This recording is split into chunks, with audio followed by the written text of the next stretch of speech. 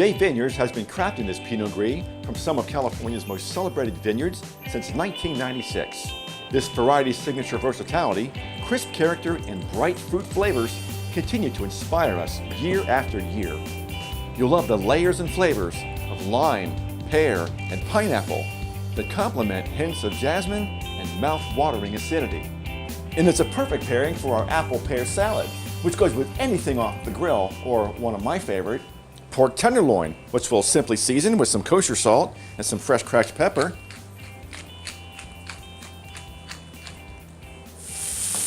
It will sear off in a hot pan with some oil for about 2 minutes per side to give it some color and flavor.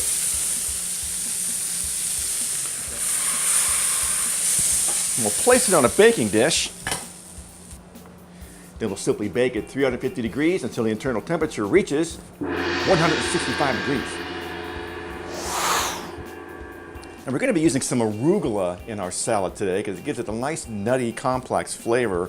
And we'll start by placing this pre-washed arugula into our mixing bowl.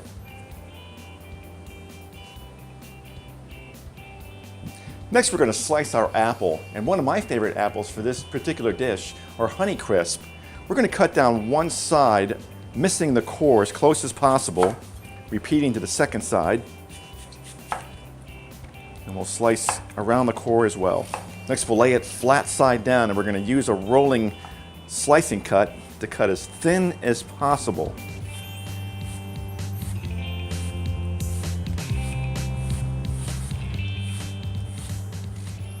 And place them on top of the arugula. We'll do the same method for the pear. We'll cut as close to that core as possible. And we'll discard that core.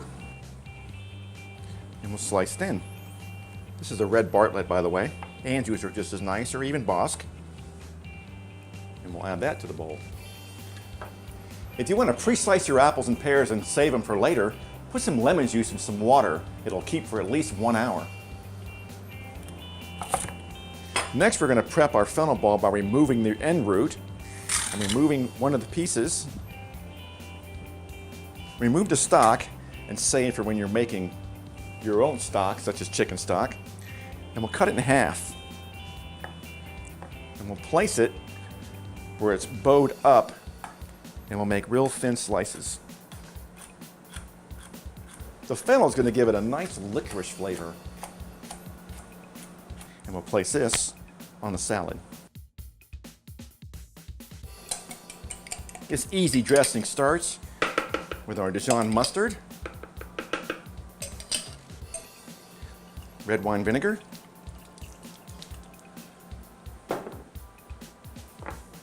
sugar, a touch of kosher salt, and a little bit of fresh cracked pepper, fine grind.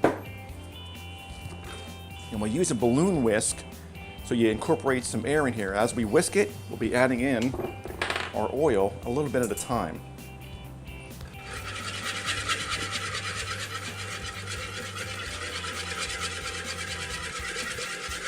That's why I love wooden bowls for making dressings. They seem to emulsify better. Now we'll taste. A little more sugar.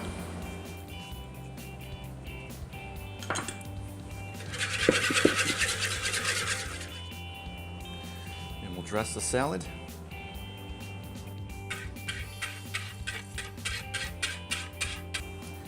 And we'll gently toss it with a large spoon, nice and gently.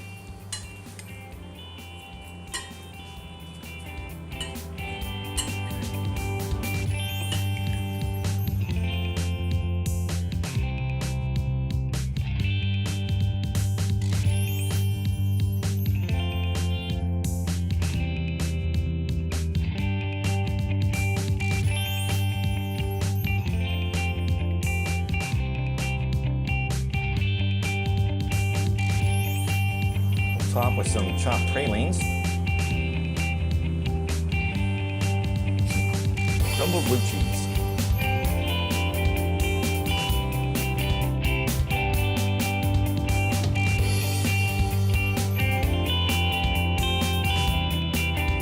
This dish is also excellent with the IPA Inferno. This wine is aged in charred white oak whiskey barrels for 60 days. IPA Inferno blends the red and dark fruit flavors of this wine with layers of maple and spice that give way to a long, clean finish. The result is a wine with rich flavor and distinctive attitude. But what about some great beer pairings? This Schöfferhofer Hefeweizen grapefruit beer is available in cans and bottles.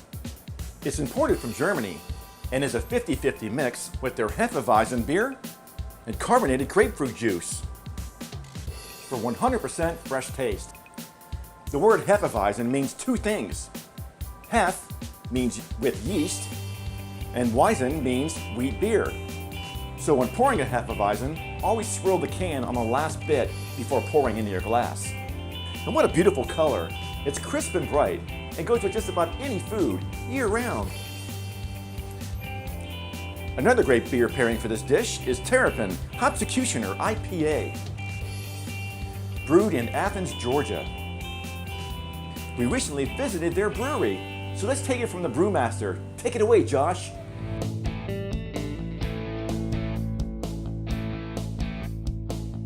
Six different hop varieties.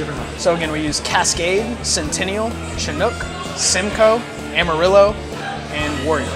And so again, a hop like Warrior, much more for a bittering component. It's not going to have so much of the aromatic, kind of piney, citrusy thing that you find in this beer. But that's where some of those other hops can kind of step in and take their place. The Cascade, pretty well known for its aromatic qualities. Same thing with Simcoe, Amarillo as well.